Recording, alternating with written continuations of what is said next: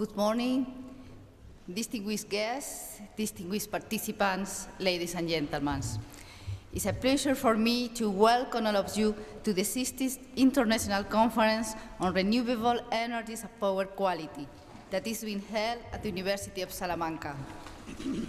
This Congress will be an excellent opportunity for specialists of industrial and academic work to discuss together about recent developments and actual trends in this field and to build on social interactions. I am very glad to see there is a wide participation from many different countries. This will certainly make the sharing of your experience most profitable. Let me introduce the people at the head table. On my left, Professor Manuel Doncion, Professor of the University of Vigo, thank you very much, as Chairman of this Congress. Near him, José Miguel Mateos Rocco, Dean of the Faculty of Science, and member also of this local committee. And on my right, Mrs. María Jesús Santos, Associate Professor of the University of Salamanca and Chairwoman of the local committee. Please, I give the floor to María Jesús. First of all, we are very grateful to the organization of the International Conference on Renewable Energies and Power Quality, particular Professor Pérez Doncion, to celebrate the 2018 conference at Salamanca. In this important year, in which our university celebrates the 8th centenary of our foundation.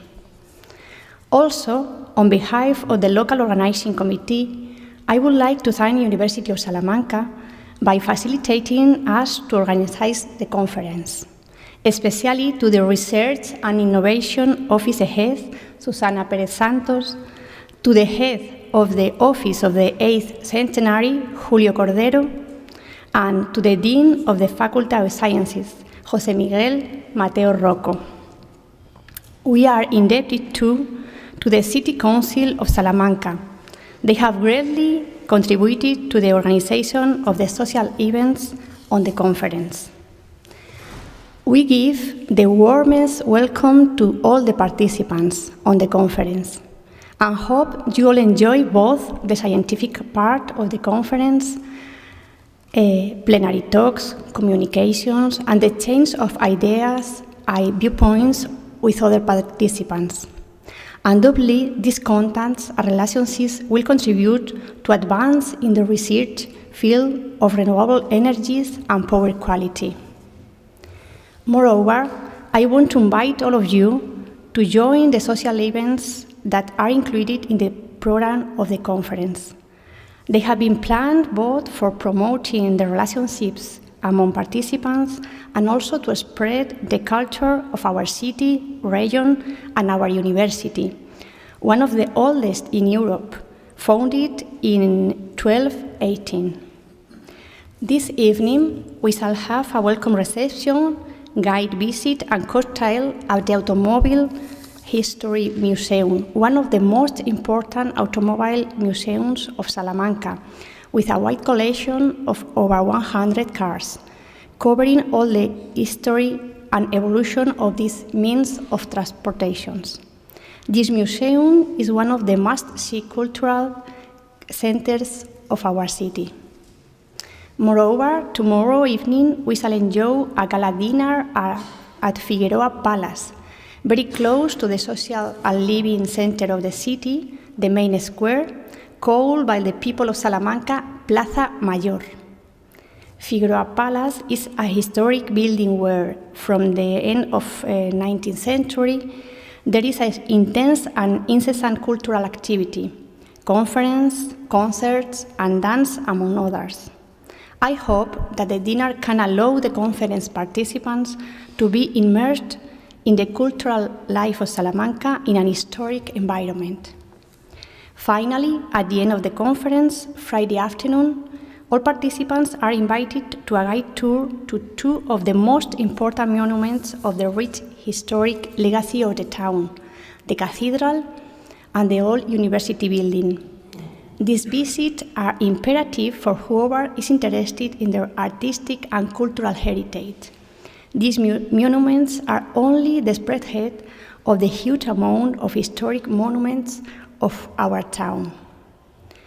From here, I would like to encourage all participants to walk to the old town and discover pretty squares, old churches, convents, and all the places where the very active cultural activity of our town takes place. Thanks to all of you for your participation, and hope you enjoy the conference and our town. Thank you, Maria Jesus. Now, Mr. Rocco has the floor.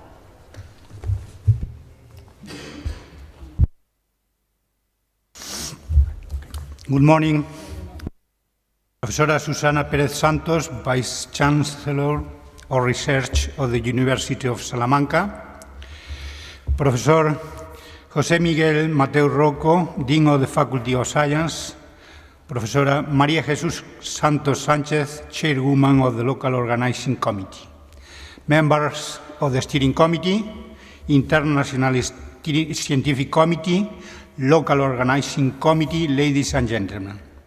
On behalf of the Steering Committee and Local Organizing Committee, I want to give you a very warm welcome to this 16th edition of the International Conference on Renewable Energy and Power Quality.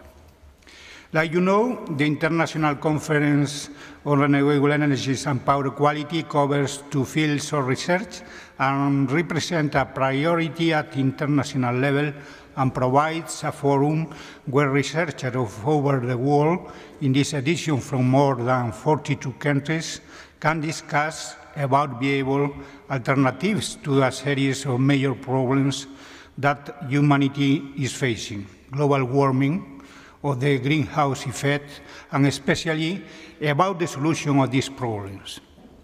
Today it's important to develop renewable energies like a part of the solution of the energy problems, and also proving to the citizens that their quality of life and local saving and economies can be improved through investment in energy quality, efficiency, and energy saving, and to achieve the climate objectives with a reduction of carbon emissions. We need the most efficient models and strategies to progress toward a low-carbon future through a sustainable use of the production of energy. This will require system approaches and organization innovation, encompassing energy efficiency, low-carbon technologies, and the smart management of supply and demand. The other aspect is the power quality of energy, that today is very important for all the utilities, government, and users.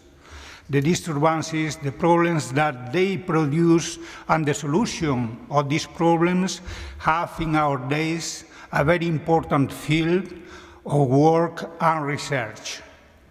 All the papers that will be presented in the conference have directly influence about these fields of research and practical work. All the companies, public funding administration, and at the international, national, and regional level are invited to promote and to finance the necessary research activities in the fields of renewable energies and power quality. Like you know, this one is the 16th edition of this conference, that before was held in Vigo, Barcelona, Zaragoza, Palma de Mallorca, Sevilla, Santander, Valencia, Granada, Las Palmas de Gran Canaria, Santiago de Compostela, Bilbao, Córdoba, La Coruña, Madrid, and Málaga. Our International Program Committee has selected a high quality of 180 papers among 270 proposals, from which 145 will be presented at the conference, 53 at oral session and 92 at poster session during the 3 days of the conference. All of these papers are included in the final program. Also, 4 keynotes will be presented in plenary sessions. All the papers have been included in the USB memory of the conference with the international standard book number, and after the conference, all the presented papers will be included in the Renewable Energies and Power Quality Journal with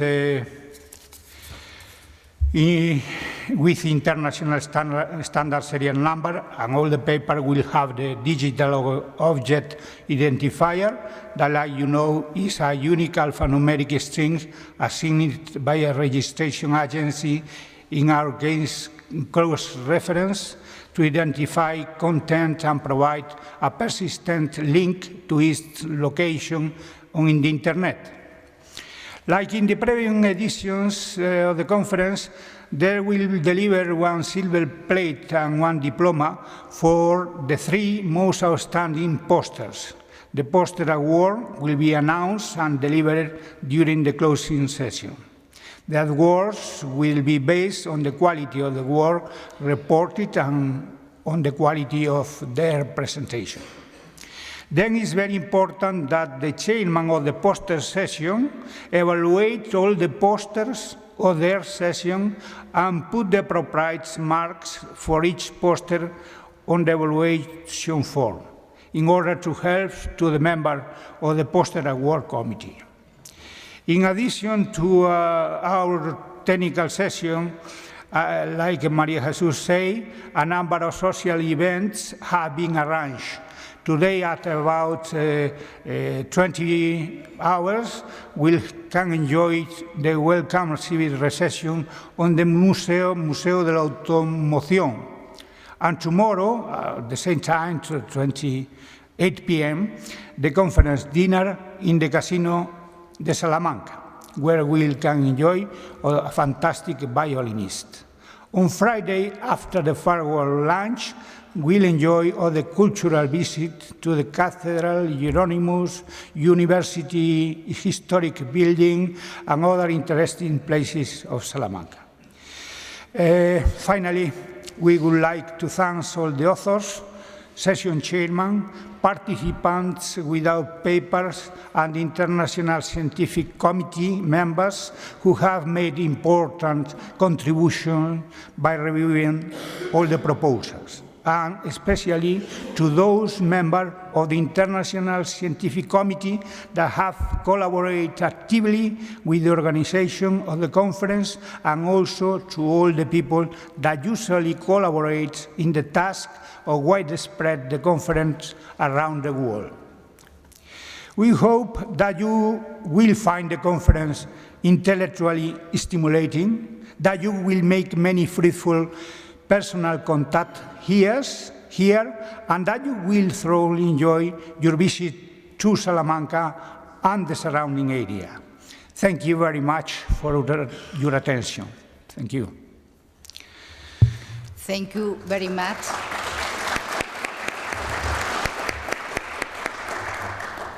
Thank you very much, Professor Manuel Donción. And now, yes, is the Professor Mateus Rocco, the Dean of the Faculty of Science, who has the floor. Thank you, Susana. On behalf of the Faculty of Science of the University of Salamanca, I offer you a warm welcome to Salamanca. And also, as a Dean of the Faculty, it's an honor for me to receive you for the 18th International Congress on Renewable Energy and Power Quality. I would like to express my thanks to the organizers, in the person of Professor Manuel Pérez Donzón, and to the European Association for the Development of Renewable Energy, Environment and Power Quality, to the University of Vigo, and the University of Salamanca, in the person of our head of research and transference, Susana Pérez, and the 8th Centenary Office, and the Institute of Physics and Mathematics of the University of Salamanca also, and the Research Unit of Energy Optimization, Thermodynamics, and Statistical Physics. Well, The increase of energy demand is one of the major concerns of nowadays society. This increasing need of energy collides with two main problems: the depletion of fossil fuel resources and the emissions of carbon dioxide, which is the principal cause of climate change. These facts highlight the need to offer clean and environmentally friendly energy. This ambitious objective is only possible if fossil fuels are progressively replaced by renewable energy resources. On the other hand, some renewable energy resources, such as wind and solar energy, has the characteristic feature of being intermittent resources. Then, the objective of replacing fossil fuel energy resources makes mandatory to tackle the problem of maintaining a steady supply of energy, linking directly with power quality issues. Thus, the main concerns of the present meeting reveal themselves as fundamentals to solve the increase of energy demand of our society by the use of renewable, sustainable energy resources.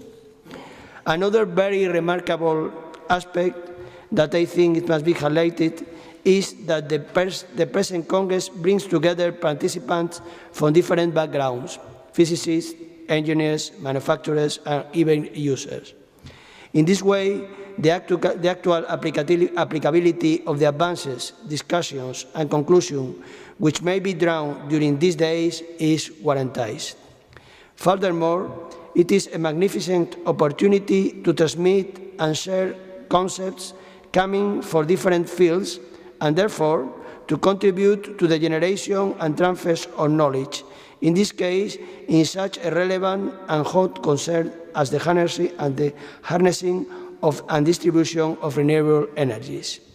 For all these reasons, the Congress constitutes an event of relevance that transcends the purely scientific and technological scope, in which Faculty of Science has the honor to collaborate in a scientific way and to offer support. Finally, I would not like to conclude without wishing you to enjoy a pleasant and scientifically fruitful stay here in Salamanca. Thank you very much.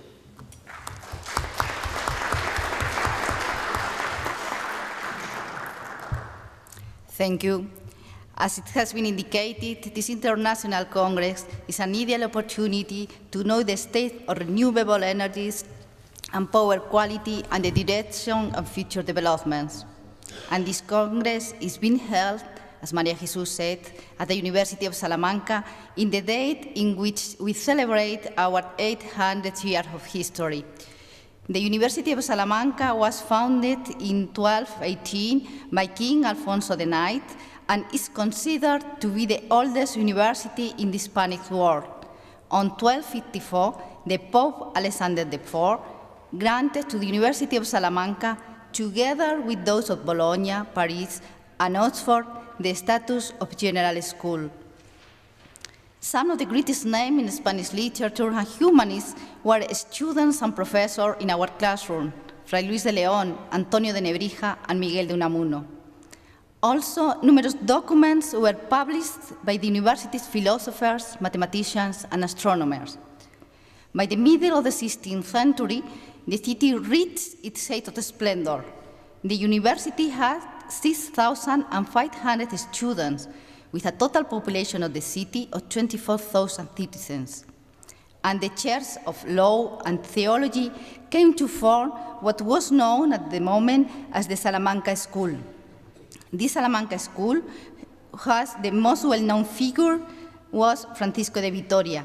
The juridical doctrine of the School of Salamanca represented the end of the medieval concept of law and founded the fundamental body of the ulterior European law and morality concepts.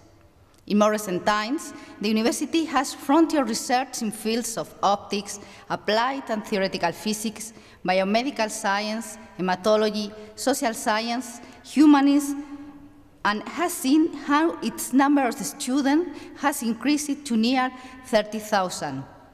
The university also has campuses in neighboring towns, including Ávila, Zamora, Béjar, and Villamayor.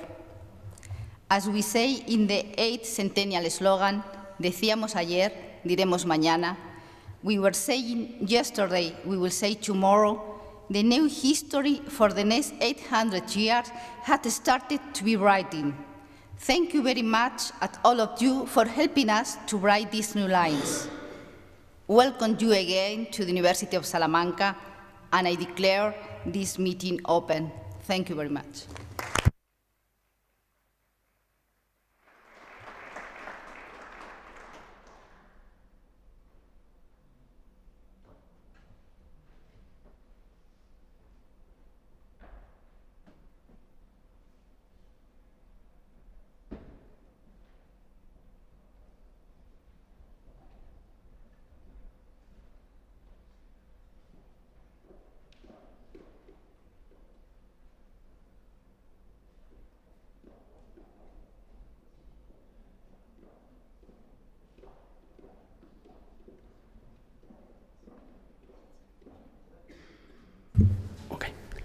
Well, let's start with the first talk session, and let me introduce you to Professor Reinaldo Castro Souza from the Industrial Engineering Department of the Pontifical University of Rio de Janeiro, who is going to present a talk entitled "The Challenge of Inserting Intermittent Energy Generation into the Brazilian Hydrothermal Optimal Dispatch."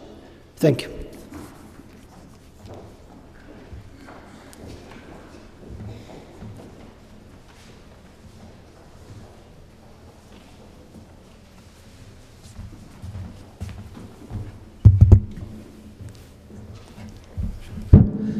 Okay, thank you, Mr. Chairman. Thank you, Manuel, for giving me the opportunity to share with you what is and how is the Brazilian electrical system, how it's operating now, and the big challenge you have to introduce this clean energy into the existing system. Also, I have to congratulate the University of Salamanca for this 800th anniversary. I think it's the oldest university in Spain, if I'm not wrong. Congratulations. And of course, I'm very happy to be here. It's in a beautiful city of Salamanca, and I hope I can enjoy all these social programs that's being programmed. Okay, as I mentioned, we have in Brazil, as you're gonna, the experience I'm gonna share with you is to show that we have a very strong hydro system, which is kind of supplied, complemented by thermal ones. However, from the past 5 years or so, we have started with this renewable energy, and particularly the wind power energy. And nowadays, the big problem, the big challenge for us, universities, lecturers, and practitioners, is how to make the best use of the hydro plants, okay? So let us go through straight into the presentation. Where is it here?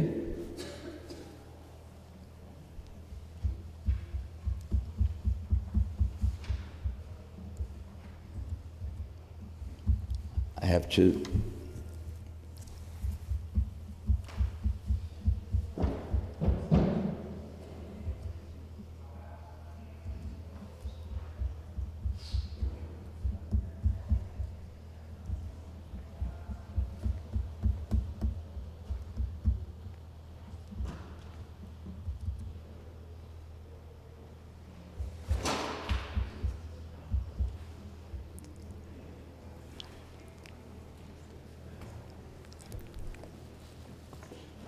you put there, but I didn't see it.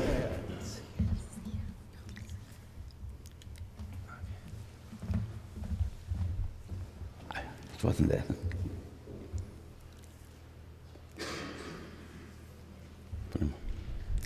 Okay. Not showing there. Oh, that's it. So this is the big title of the presentation, the challenge of inserting the intermittent energy generation. In fact, I'm talking about wind power energy, right? Let us go through. I have prepared some 58, 59 slides. On the first part, I have to introduce you to show you a little bit of the Brazilian electrical system. From now on, I call it Brazilian Electrical System, BES. So an overview of what we have in our electrical system, and then we have to explain to you how you do the hydrothermal dispatch. Important for you to understand, because our big challenge now is to introduce this intermittent generation into this hydrothermal dispatch, which is a sort of computer program, mathematical program, optimization program. And then I come up with conclusions. So this is the sort of 4 parts. The first half, I will try to explain what's the system, what's the Brazilian system all about, and then the big challenge. So the sort of the third part of the thing is the topic, the hot topic of this talk. So this is just to, I'm going to use some of this information, but this is how the Brazilian electrical system is organized.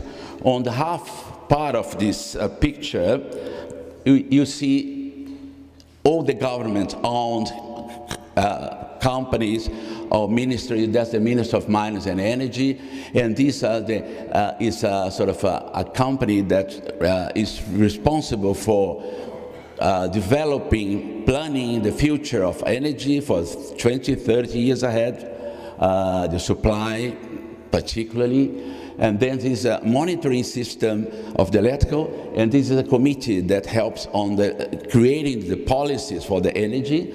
And underneath here, we have not sort of government-owned, but those, and this in particular, this ANEL, that's regulator, and this operator, national operator. In Brazil, there are 2 bodies. They are not together. You have the regulator and the national operator, and this particular guy here is responsible for doing all the payment of buying and selling energy. So basically, this is how we are organized, and important to mention that, I mean, there's a description of all of these guys here, but the important thing is these two important ones, the regulator and national operator. As a matter of fact, all these guys here, all these companies, all this organization was created after 1996, 97, when we privatized part of the energy system in Brazil, okay? So let us go through, that's not important. 1996, that's a big history, a small history. We privatized, and then we have a big problem in 2001, a rationing, because lack of investment on special transmission lines and new thermal plants and hydro plants. Then we have this rationing where all the consumers have to reduce compulsorily 20% of their consumption, 20%, otherwise they had to pay a fine. So this lasts for 6 or 7 months, and then this was, after that, we had the election of Lula's, the first term of Lula's, and he came to power, and he decreed a new law, 2004, and this law, the basic thing of this law was to produce modality of tariff, low cost of tariff. That's a fake, because the Brazilian tariff was the highest of the world, but this was the idea in 2004. Supply, no more rationing. You should have supply, whatever condition we had. Stability of regulatory framework. The idea was to attract investment, foreign investment, and social insertion. That is, universal service program. We still have 2% of the Brazilians outside the integrated system. Okay, this is it's important to mention you. This is what is regulates nowadays system. And how is it today? Today, and this picture here is quite interesting. We're talking about, on the top here, the cellars. When we talk about cellars, are all the plants, hydro plants, thermal plants, whatever. And they sell to the distributor in two ways. We have what they call regulated market, where these guys here can only buy from here, from the seller, in auctions. So it was great auctions, but these auctions is conducted by the Ministry of Mining and Energy. That is to say, all these distributors, they have to forecast their needs for the next 5 years in terms of demand, send this to the ministry add all together, and then call all these generators for an auction, and the best price is the winner to meet all the demand. This is on the regulated market, and this we also have a free market only for those big consumers, or above 3 megawatts of load, and attended on 69 kilovolts plus. These guys, they can buy directly from the sellers, from the units, from brokers, whatever. However, in this red here, these are not allowed transactions. That is, one distributor cannot, if they buy more than they need, see, if they made a mistake in their forecast, if they over-forecast, if they have an excess of energy bought, they cannot sell to another distributor. The same thing is not allowed between free consumer and distributor. So this is how things is organized nowadays. We have only auctions. And 2 years ago, we started auctions for wind energy. And this year, we started solar energy auctions as well. So everything is bought and sold in auctions. So let's go through. We're talking about here, with my talk, has to do with long-range planning. Talking about 5 years ahead on a monthly basis. 5 years ahead on a monthly basis.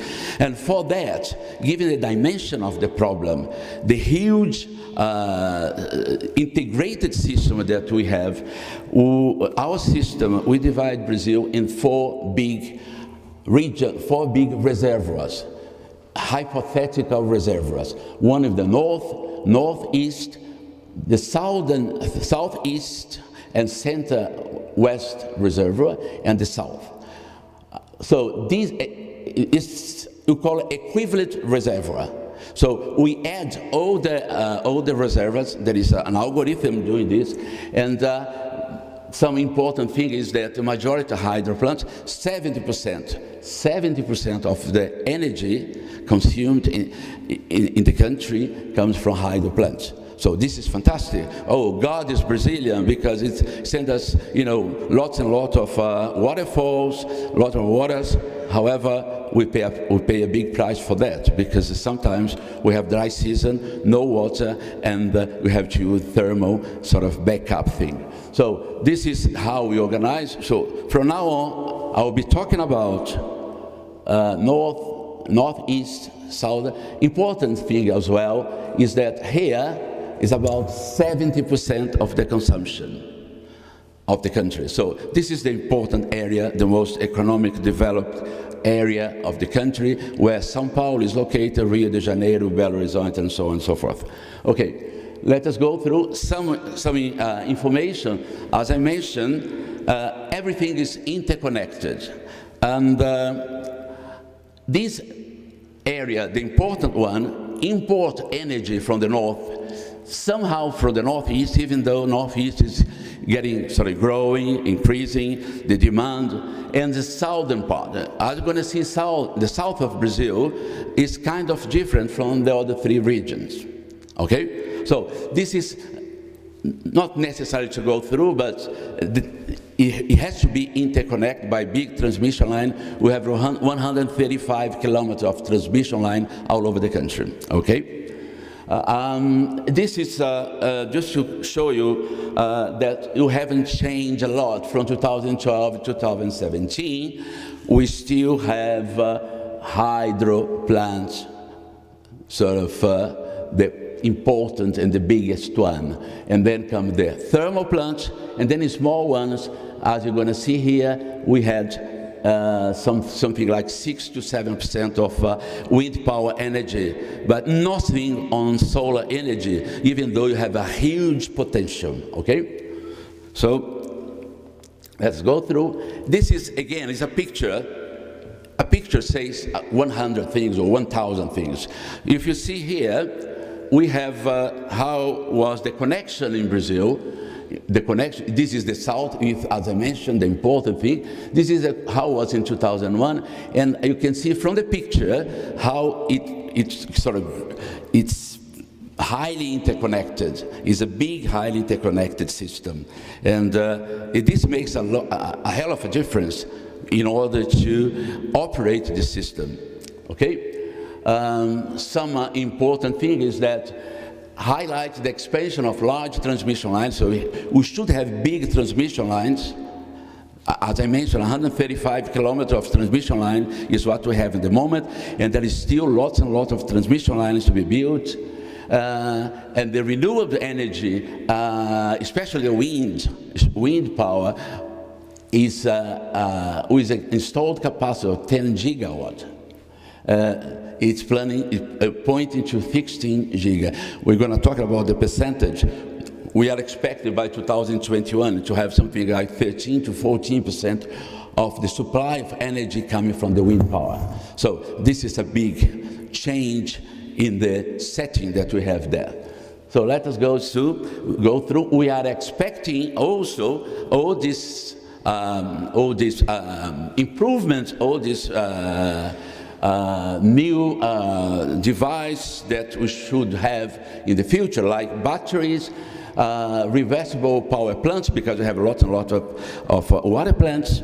Also, and this mitigates a little bit the demand response, thermal starting.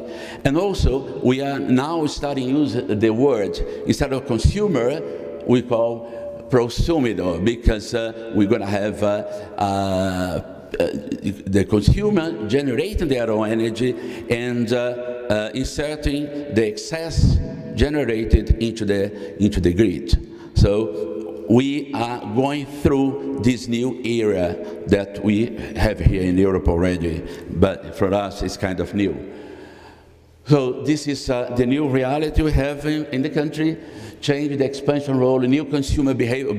The consumer now, he knows that they have to use rationally the energy, increase the energy efficiency. Of course, many campaigns for energy efficiency, flow bidirectional, as I mentioned, especially for low voltage clients. We're starting now. Renewable energy sources, high variability, flexible sources. Oh, these are the big challenges put to reinforce the need of change the whole. Okay, let us go. Now, let us talk a little bit about how is this is a sort of, looks like we won't have problems in the future, but this is the potential in gigawatts for Brazil as a whole, 260 gigawatts. And up to 2016, we only explored 28% of this, 28 of this capacity. Then say, well, why not improving on the hydro plants? Because you have this big, this is only hydro, right? This hydro. Why not doing this? Because the potential is in the Amazon region, where we have sort of flat rivers, no waterfalls. So in order to improve that, you have to destroy the Amazon jungle to big reservoirs.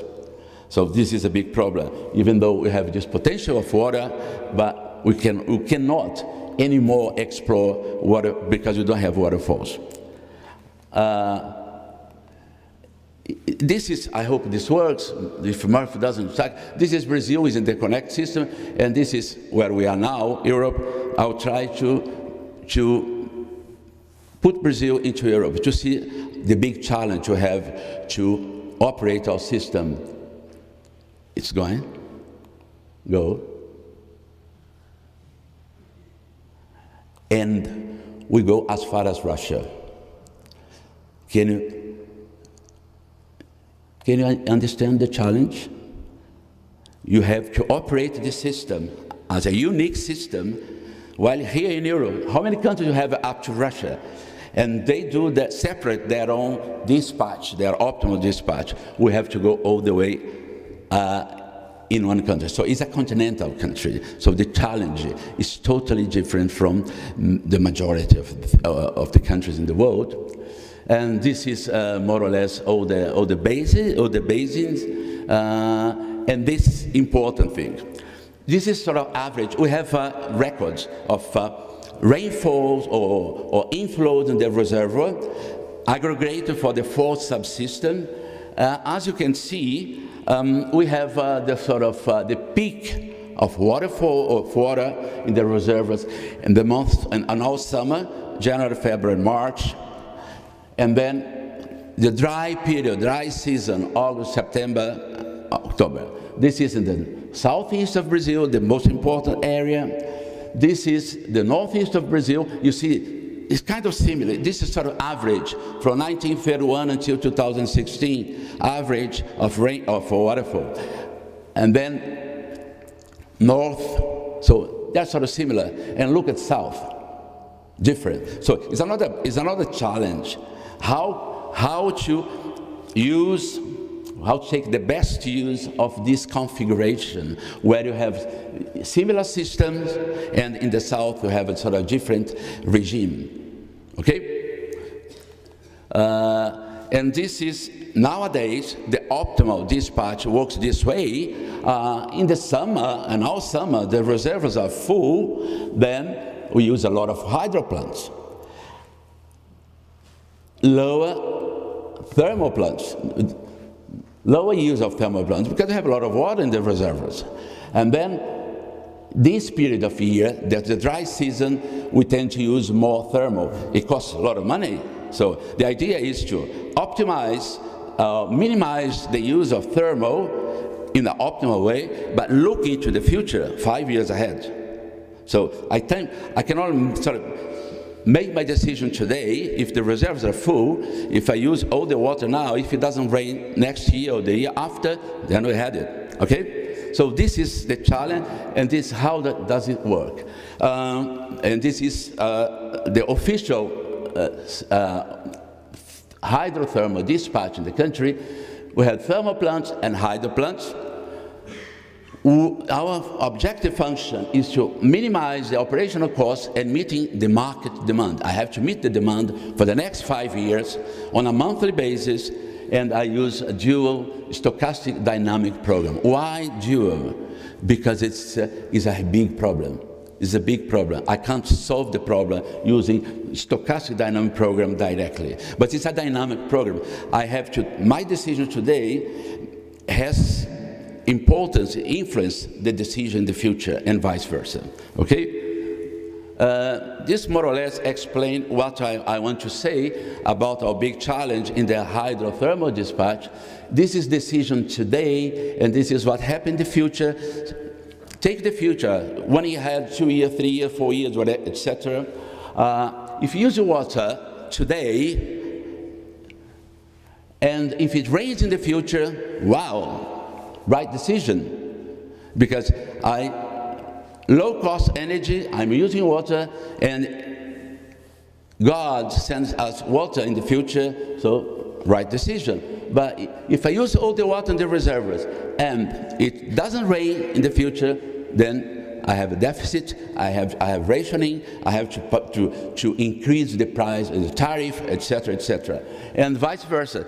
If I save water now, if it rains, I have to spillage. I'm going to have an excess of water in the reserve in the future. I have to spillage. Throw money away. And if it doesn't, if you have sort of rainfall, it's okay to get the right decision. So as you can see, it's a stochastic problem and a dynamic as well. So it's a big thing. For us academic, it's a fantastic problem to solve. And this is what we do in the dynamic programming. I have a sort of future cost and the immediate cost. And the immediate cost, the decision I make today, I have a cost for that, and I have to look in the future. So it's kind of forward and backward decision until I reach the optimal decision point. That is, what's the sort of volume I'm going to use of the water today to guarantee the proper use of energy. So this is, here I'm just going to go through just to officially, so the price of energy in Brazil is set by a computer program. It's set by a computer program. The official program is called Renewable. Renewable sets what's the monthly optimal decision of thermal and hydro. Then it goes down to make the decomposition of the monthly into weekly. From the weekly decomposition of the price, I go through descent. Descent I do daily. And then on daily, I do hourly real-time dispatch. So new wave, 5 years ahead, 1 month ahead, a week ahead, and daily operation. These are official programs developed that the national operator use. Just to go through a little bit more, explaining how we do, one of the important things is I have to forecast what's going to be the rainfall in the 4 subsystems for the next 5 years. Can you imagine making forecasts, producing forecasts for the next 5 years? Quite impossible. What do we do? The model developed and the official one is, as you're going to see, is an autoregressive model that I'm going to show you what's the equation for it. So what we have a hand for each one of the subsystems. We have huge historical data, monthly data from 1931 up to 2017. With this figure here, I can set the model. It's a kind of forecast model, but I don't dare use a forecast model to produce forecasts because it's going to be very, very risky and full of, especially as you go through into the future, the error, the residual tends to get higher and higher. So what we do in the system is to use what I call periodic autoregressive. That's what it's in the official system. What is this? For each month, I set a autoregressive model. So M here means month. So let us say M is January. So January, and then T corresponds to the present period. And then let us say if I have an AR1, so January depends on the inflow on the previous month. That's December. Then I have a model for February, March. And by doing this, I don't have to bother about seasonality, tricky seasonality, like a Sarima, Boxing-Jenkins Sarima model. It's a kind of Boxing-Jenkins family, however, the simplest one. So it's a sort of linear model. I do the identification of the orders. I have 12 models, autoregressive models. I see what's the period for each one, do the parameter estimation, diagnosis of the model, is that okay? Yes. And instead of doing forecast, I do simulation. I do simulation of 2,000, 3,000 possible sequence of rainfall for the next 5 years. And with this simulation, I run my optimization program. That's more or less what we do. This is what we do. For each month, I set what's the order of the autoregressive, estimate the parameters, get an estimate, fit the model, get the residuals, and with the residuals, what I do, I either use a Monte Carlo simulation or I do a bootstrap to generate 2,000 sequence for the next 5 years. For each sequence, I have, incidentally, I forgot to mention that ENA is the equivalent. There is an algorithm that transforms water into energy. So I'm talking about, I could have used inflows instead of energy, but the equivalent energy that I can generate from the water I have in the reservoir, that's the variable that you use in the model setting. Okay? So this is an idea of what you do. Here I only show four simulated energy series for the next 5 years. This is the historical data up to here, and then I have 5, one is a red one green, one blue. So I mean, I have, here I show 4, but I generate 2,000 of those for the next 5 years, using the model I have set, I have fixed. So the problem is that's one big problem that we faced when we were called to analyze the system, was that by doing this kind of simulation here, let's go back 1 second, what I do, how do I do the simulation? I get the model set with the parameter estimated, and I draw the residual, set. I draw the residual, and I add to create a new series. Sometimes, depends on the residual I draw, especially if I use a Monte Carlo, and it depends on the parameter, I could have negative energy, impossible. So what was done, what is implemented, instead of consider residual following a Gaussian distribution, they assume they have a 3-parameter log normal distribution. And as such, no way all the simulated series have positive values for the energy generated. This is sometimes you are violating the model. The model is a linear model. Why should you use a we did a lot of research on that, to criticize that, and it's in the process of changing. So this is what I mentioned. I have a periodic autoregressive and the residual, and I use I bootstrap or do Monte Carlo simulation in order to generate it. Okay.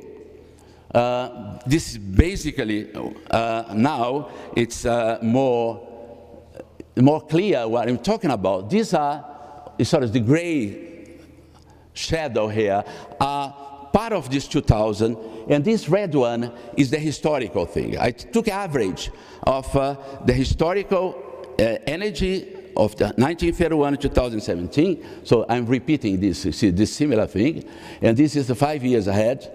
In fact, I did 10 years ahead, actually, and as you can see, you see the black spot here, that means the mean, the average of all these 2000 match what we have in the historical, showing that, you know, the model we propose is somehow okay. So we did the similar thing for the variance, for the adherence sequence, negative sequence. I mean, we have dry season in the past.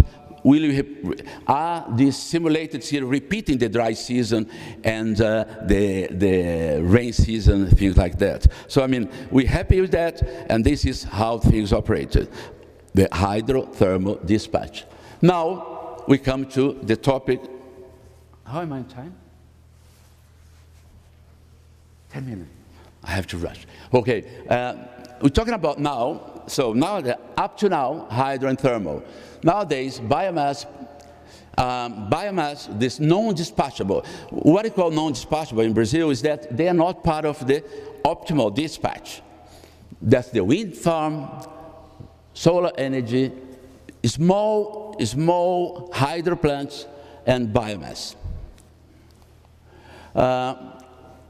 Just a matter of curiosity, I got this picture in a presentation. This is Germany. That's you see this, the red spot, the wind, solar, and biomass. Let us go, the increase of solar thing, the yellow in Germany, And in Brazil, we were preparing, unfortunately, we didn't have time to prepare a similar map to this one, but we have this yellow growing quite rapidly, but the red still doesn't exist yet. Okay. That's why we'll be talking from now on, when we talk about intermittent, I'm going to talk about wind farm. We have wind power generation. Oh, well, sorry. Yeah, that's it. Wind power is increasing considerably. We have 7% of the installed capacity in 2017, so it has to be implemented, considered into the dispatch, hydrothermal dispatch. We are expecting 13% by 2022-24, and 80% of this wind farm are in the northeast of Brazil, in that area on the northeast. That's why all the transmission lines have been built, because they're going to export energy to the southern part, to the southeast part. This is a map of Brazil, and this is a very up-to-date figure. We have 510 wind farms. 400 of each, 80% are here in the northeast, in this region. Nothing here, only 3 wind farms in the most important and most economic important area. There's some 98 in the south, but here is the base where the country is developing. And still, have a look here, we're still under construction 127 and approved to start construction 65. So this is an indication that we have wind power has to be considered seriously in our dispatch. And this is how the operator does today. For the daily operation, no problem. He's got a sort of time series model to forecast based on today's generation, wind farm generation in the northeast and the southern part of the country. It kind of produces good, reliable forecast for the following day, and then it dispatch thermal, hydro on a daily basis. However, for 5 years ahead, no way. What they do, they took sort of a seasonal variation of the production in the northeast, and they consider a sort of linear trend, and they produce what they expected of wind farm for the next 5 years by a linear sort of time trend superimposed by seasonal factors, and then subtract this from the load that they have to meet for the next 5 years and use the same hydrothermal dispatch. Okay? This is how they do the long-term dispatch nowadays. And this is more or less, as you can see, the wind power generation in the country, how it's growing rapidly, exponentially, I would say. This is, again, information that we have available from the national operator. All of this information here are the green one that's important. That's the wind power. So solar is only this spot here. You can see a spot, a brown spot here. This is the solar. It's nothing. But the wind power is important. Okay? And this is provided by the national operator. So what we did a sort of big survey. We got something like 1,500 articles concerning how to do forecast, wind power, and blah, blah, blah. And we based our, what we're going to show you in the last part of this presentation, one Markov chain Monte Carlo to produce a model, wind power generation. As you're going to see, we're going to do the wind power generation, but we still want to use the same hydrothermal dispatch. We're going to improve a little bit on what the government does. So this is more or less the sequence to produce the next 5 years on a monthly basis of wind power generation based on the article I mentioned before. What do we do? Reach the wind speed for 5 years. That is called WS, hour, day, month, year. So I'm talking about hourly information for each month, for each year, okay? This is 1 year of data. Transform the wind into wind power. I'm not going to use the wind speed, but wind power. The literature says it's better to work with wind power. For that, I need the power curve of the turbine. Generate the corresponding states. So I'm going to start Markov chain. What are the states I'm going to consider here? Then group the state on a monthly basis, so January, February, March. I'm got a Markov chain. Build the Markov chain transition matrix for each one of the 12 months, and then I do a simulation. I generate a random number for a uniform continuous distribution and generate the next 5 years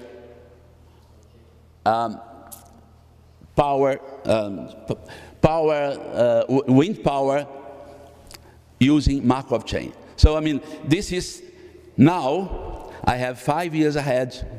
You generate by a Markov chain. Of course, here I introduce as well all the new plants that are programmed to enter into operation 3 months ahead, 2 years ahead, etc. So I sort of increment based on the information we have of these plants that are under construction. This is the wind power we use. You could criticize this because what you're doing, you take the wind power and wind speed and get the wind power. This is a sort of an expected value. We know that the reality is this one here. For the same wind speed, you may have different wind power. So this is what going on research we are producing. We're trying to arrive using Coppola's distribution for this. Okay, let us go. It's not necessary now. One possibility, what we're going to do, I'm going to show you now, is we develop a kind of net demand. What is a net demand? I'm going to take the demand forecasted by the distributors, and instead of considering this demand to be forecast for the next 5 years, I'm going to subtract the wind power and still using the same optimal thermal and hydro dispatch. It's not ideal, but this is going on research. Okay? So this is what I'm going to do, and let me show you more or less what we do. I'm going to discretize. I've got the wind power for the next 5 years. I show you in the previous 2 slides behind, and I get the load that I have to attend. Instead of subtract, what I'm going to do, as you're going to see here, I calculate the probability of occurrence each generation and load per state. So I'm going to do the same Markov chain for both, for the wind power series for the next 5 years and for the demand for the next 5 years on an hourly basis. Generate the states for the two. Now I have 2 series. And then I do the discrete convolution of the 2 in order to get the net demand. So my demand, I'm not subtracting directly from the demand I have to meet, but I'm going to do a kind of discrete convolution of the 2 series. The demand I have to meet and what I'm expecting on a stochastic way of the rate. Okay? Just to explain more or less, suppose this is my load. I have 3 states, 0 to 500 megawatts, 500 to 1,000, 1,000 to 1,500, and this is the generation from the wind farm. I only consider 2 states for a particular month. So I want to know what is my net demand that I have to introduce into the optimal dispatch. So I'm assuming that I have 0 to 50, 50 to 100 generation. Okay, these are the setting. I get 3 states, 2 states here for a particular month. What am I going to do next? Next stage, I'm going to do estimating the state probability. I'm going to count how many in these 5 years of information, how many years, how many hours I have from 0 to 500 in this state, in this state, in this state, and I set this discrete probability for each one of the states. The same thing I do. I take the series and I take the discrete probability. So what I'm going to do, I'm going to consider each one of these states and with this state. Next step, I have the 3 states of the load, 2 states of the generation, and then I do this state with this one, 500 minus 100, because this, if I combine this state with this one, I'm going to produce 100 megawatts from the wind power. Then I subtract that, and what's the probability? This probability times this probability. So what I'm doing this discrete convolution here. So at the end of the day, for this particular month, I had 1, 2, 3, 4, 5, 6 states for the net demand with the corresponding probability. So finally, I take the average expected value, and this is my demand for that particular month. 965 megawatts is the demand I have to meet. I do this for each month for the next 5 years. I do it 60 times. So it's a huge computing time that I need. And just to conclude, all this information, what we need to implement this, we need to implement geographical location of the wind farms, wind speed information we got from NASA, number of turbines per wind farm, turbine models in order to get the power curve of each one of them, turbine height, some of them are 8 meters height, another ones 50 meters height, and in the power curve, as I mentioned, that I need in order to transform. The data, I get some of them are official one from the ANEL, and this one we got from NASA, the wind speed, I had the wind speed covered for the whole nation, the whole territory. At the website, we got the information for the producers of the turbine. So, as I mentioned, this is what we did. And some interesting result here is that this is the load expected by the official new wave generated. This is the load they expect for the next 5 years. This was in July. This is northeast, is the south. Continuing. Now, that's the important thing is that now, what's the wind generation for northeast? That's the important area. In red, I had the one by the net demand, our model you're proposing, and this blue one is the one the government uses. Remember, I mentioned it's a seasonal factor, superimpose a linear trend. And this is for the south. South doesn't make any difference. This is the load to attend in the northeast. And this is the final thing that's interesting to see. The average storage, the net demand they're proposing results in a slightly greater storage in the reservoirs. You save more water for the northeast subsystem in comparison to the official method during the dry season. This is the important thing. Dry season is the most critical one in our country, okay? So the method works. So what we do, we produce a more accurate net demand, a more accurate demand to be used in the same program. So as a conclusion, as I mentioned, some important bullets is that price energy in Brazil is generated by a software, it's not by a market. Only inflows are treated stochastically. Only inflows, as I mentioned, by a very poor model, periodical to regressive. It's a very poor model, but anyway, that's the only stochastic. Uncertainty on the demand for the next 5 years is not considered. If you add the demand that this is the demand, it becomes kind of deterministic. Also, the expected new plants that comes into operation in the next 5 years, or those who are dropped from the system the next 5 years for maintenance, things like that, they're not considered in the model, in the official one. Fast growth of wind farms is a reality in the country, and open research, if you are interested, we have to introduce in our optimization a hydrothermal wind dispatch.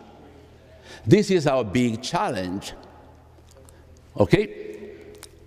Hydrothermal dispatch. And also, we are expecting until 2020, 2021 to have scale to use solar. We have a big potential for solar energy.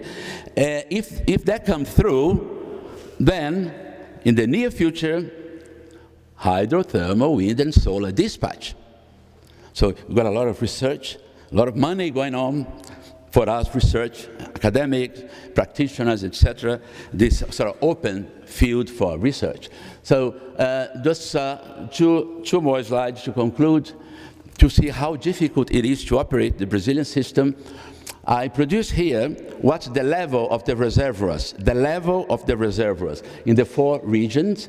In October 2001, when we have the rationing, and October last year. In the Northeast, in 2001, we have 20% level. Quite low, but in October 2017, just entering the rainy season, 18%. See, the Northeast, only 7% of the reservoirs.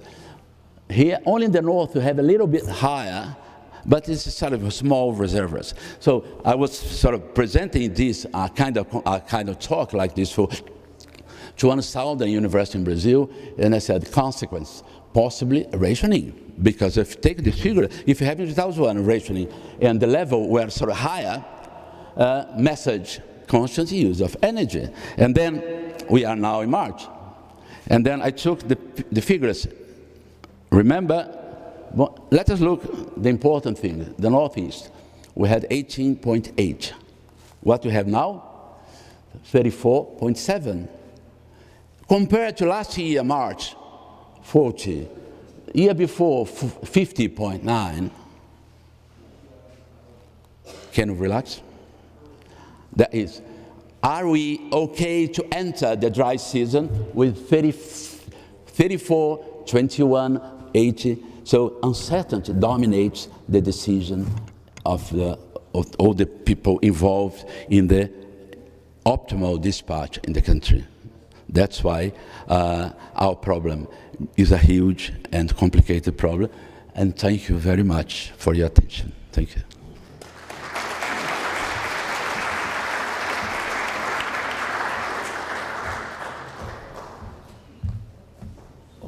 Now it's time for some question. By the time I think 1 or 2 questions can be.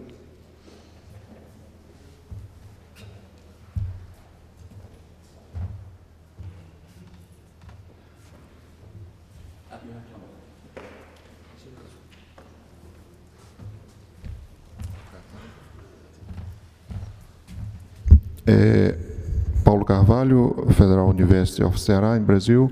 Congratulations for your presentation. I would like to concentrate only one aspect because your presentation speaks about a lot of very interesting points, but just one is when we have this hydrothermal system in Brazil. I think we can consider it for different countries in the world. And when we have very low level in the reservoirs, we are going to use the thermal plants. But these thermal plants also need water, no? Also have a hike or a demand. And so my question is, how do you see that? We have both systems that are needing water, and we have also the priority for the human consumption. water for agricultural use, for human consumption. How would you consider it in an energy planning methodology? Okay, thank you. Okay, thank you. Good question. In fact, what we're doing now, there is a lot of research going on using and reuse the water from the reservoirs. Instead of sort of just throwing the water away, we use, especially those in the reservoirs, of course. The point is, in the same basis, you have many plants.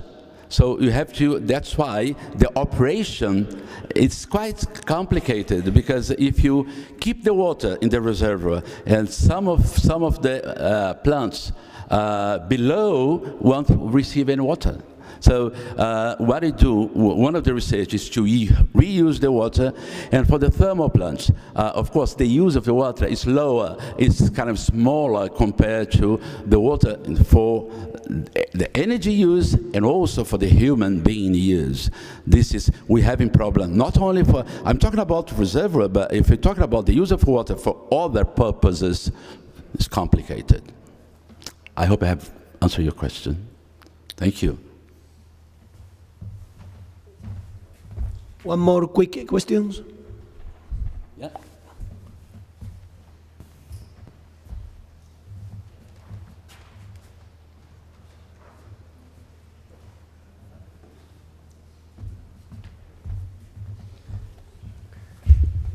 Thank you for this nice presentation, very interesting. I'm Gianpaolo Vitale from National Research Council of Italy. You cited a sociological aspect in terms of the awareness of the customer. In my opinion, this is a key issue in this path towards renewables. So I would like to know what is the situation in Brazil from this point of view. Okay, thanks. Okay. Customers in Brazil, they were very alienated until the first rationing, where they have to reduce their consumption by 20% compulsory. And nowadays, the price of electricity is so high that they know that they have to save, they have to use energy efficiency equipment. Okay, and right now, this year, we introduced a new tariff whereby customers they have to pay higher tariff if they use energy on the peak hours. So it's a sort of a different sort of tariff. Up to now, it's a sort of flat tariff. So they were. There is no conscience whatsoever. Why should I save energy during the peak hours? Because I'm going to pay the same stuff. Now, you pay 7 times more if you're using energy between 6 and 9. And so what people, you use an electric shower. Instead of having shower, they do have shower in Brazil, of course, but before 6 or after 9. So I mean, they only use TV to see football match, soap opera on the TV, and open and close the fridge. That's what they are getting used to do, sort of a rational use of energy. Okay. It's quite important. We are expecting, mind you, we are expecting one sort of almost one Itaipu. You know, Itaipu is the second largest hydro plant in the world. The first one is in China, the second one is in Brazil and Paraguay. We know that by having conscious consumer, we can save 1 Itaipu. That's the calculation that we always say to people, especially on TV programs. If you save energy, we may bring down the tariff. That's very high. Okay? Thank you.